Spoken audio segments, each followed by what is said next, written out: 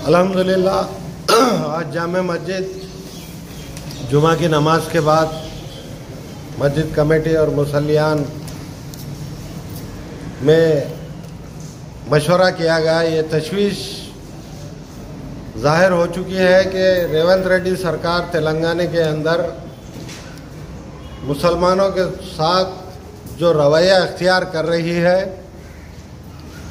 उसका मुकम्मल खाका तेलंगाना के अवाम के सामने आ चुका है।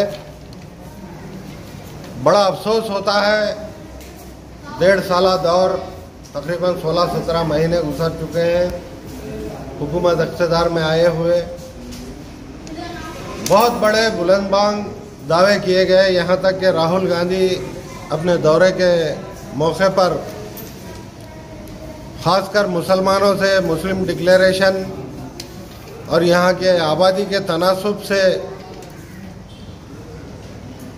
हर वो मैदान में, यहाँ तक कि सियासी तौर पर और कैबिनेट में भी नुमाइंदगी देने का भरपूर वादा किया था। लेकिन बहुत अफसोस हुआ कि आंध्र प्रदेश और तेलंगाना के क़याम के बाद भी आज हिंदुस्तान की दीगर रियासतों में भी ऐसी मिसाल नहीं मिलती कि किसी एक मुस्लिम वज़ीर को काबीना में शामिल नहीं किया गया। आज बीजेपी सरकार तो वैसे मरकज़ में मुसलमानों से नारवा अपने बर्ताव से बदनाम है। आज रेवंत रेड्डी सरकार मोदी सरकार से 4 कदम आगे चल रही है। आज मुसलमानों की क्या अहमियत है तेलंगाना के अंदर और रेवंत रेड्डी सरकार के सामने मुसलमानों की अहमियत और उनकी ज़हनियत से वाज़ेह हो चुका है कि मुसलमानों की कोई अहमियत नहीं है सरकार के सामने। लिहाजा उन्होंने बहुत से वादे किए, मुस्लिम डिक्लेरेशन के तहत, माइनॉरिटी कोटे के तहत और कई एक बड़े बड़े वादे किए गए थे। 1000 करोड़ रुपए अलहदा जो सो मुस्लिम डिक्लेरेशन में जिक्र हुआ है, जिसका नाम लेने वाला कोई मिनिस्टर है, ना कोई एमएलए है, ना सीएम है। आज मुसलमानों की ये हालत हो चुकी है। तालीमी मैदान में भी मौलाना आज़ाद यूनिवर्सिटी के तहत आला तालीम के ज़राए अलहदा मुसलमानों को देने के वादे किए गए थे, लेकिन ज़रा बराबर भी उस पर अमल नहीं किया जा रहा है। इससे ये साफ जाहिर होता है कि रेवंत रेड्डी सरकार मुसलमानों के ताल्लुक से क्या चाहती है, जबकि 50-60 लाख आबादी है तेलंगाना में मुसलमानों की। इतने बड़े वोटर्स मेहनत करके आज रेवंत रेड्डी सरकार को इक़्तिदार दिलाए हैं।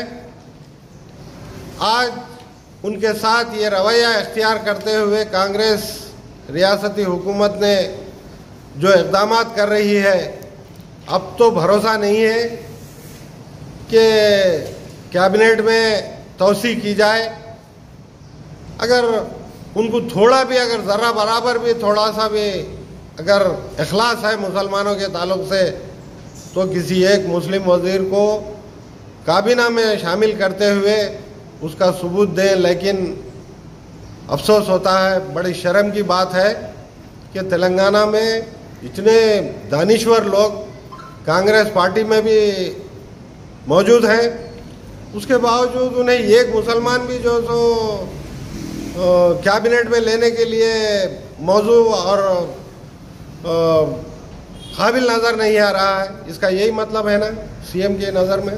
लिहाजा आज 14% मुसलमान ये फैसला ले रहे हैं कि ये हुकूमत बीजेपी से ज़्यादा ख़तरनाक है, मुसलमानों के ताल्लुक से उनका रवैया ठीक नहीं है।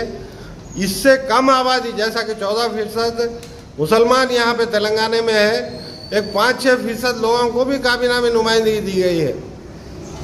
अब बताइए कि मुसलमानों का इतना बड़ा पॉपुलेशन रहने के बावजूद मुसलमानों को नुमाइंदगी न देना, ये फस्तायत और फ़िरका परस्ती की ज़िंदा मिसाल है।